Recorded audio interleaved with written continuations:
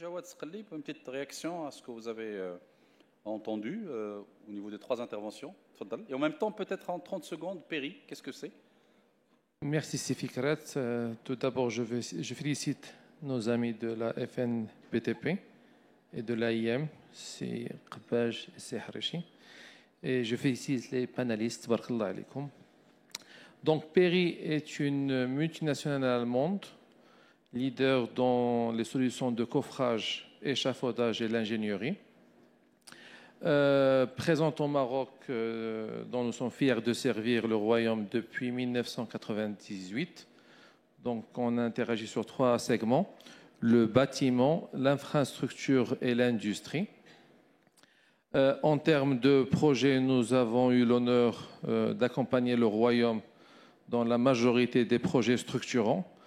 En termes de ponts, barrages, trémies, tunnels, IGH, volets, et depuis quelques années, le volet enseignement et la partie healthcare, dont notamment avec nos amis de l'ANEP et aussi les stades. Donc nous sommes partie prenante avec nos amis de la SGTM, avec le CHU Benusina. Et sur la partie stade, que ce soit sur Tanger avec l'EMB ou aussi le stade Moulay Abdallah avec nos amis et partenaires aussi de la SGTM. Un volet très important, c'est que c'est grâce à des projets structurants, que ce soit les ports ou en ayant l'ANEP ou la Tangemed, où nous avons aussi été partie prenante sur les projets, c'est de tirer vers le haut. Une chose très importante à noter, ce qui a été introduit, je pense, hier ou avant-hier, c'est que ces projets structurants ont une particularité par rapport à la vision 2030. Comme avait dit, je pense, Sibn Azzouz hier, 2030, c'est hier. Et quand on dit hier, on dit fast track.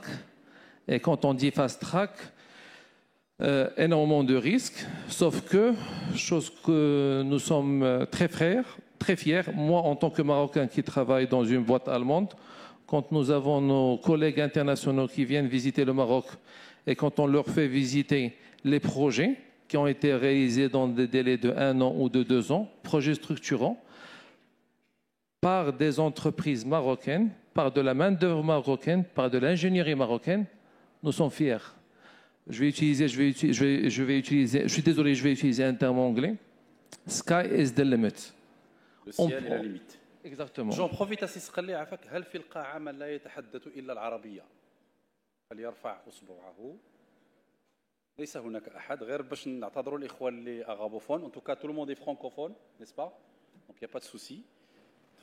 J'ai profité de votre switch sur l'anglais pour Merci Sidi. Donc c'est un honneur et un privilège. C'est des projets structurants. Vous tirez vers le haut grâce à vous et vous tirez vers le haut tout l'écosystème. Et ça, c'est très, très important. Et je rejoins aussi mon ami Harishi sur la partie exigence. Merci par rapport à vos exigences. Il faut les maintenir. Il faut aussi tirer vers le haut. Parce que si on a la vision 2030, si on a la Coupe du Monde, il y a fast track, il y a les délais. On a les champions nationaux marocains, mais il faut aussi tirer vers le haut tout l'écosystème et les autres entreprises, mais les accompagner. Et je suis tout à fait d'accord avec vous, Sir Harishi. Il faut faire attention, ça nous fait mal au cœur, parce que le Maroc, au jour d'aujourd'hui, on est leader à l'international. On ne peut plus être, je suis vraiment désolé, je vais utiliser le terme, on n'est plus la ferraille, la fourrière, le khorda de l'Europe.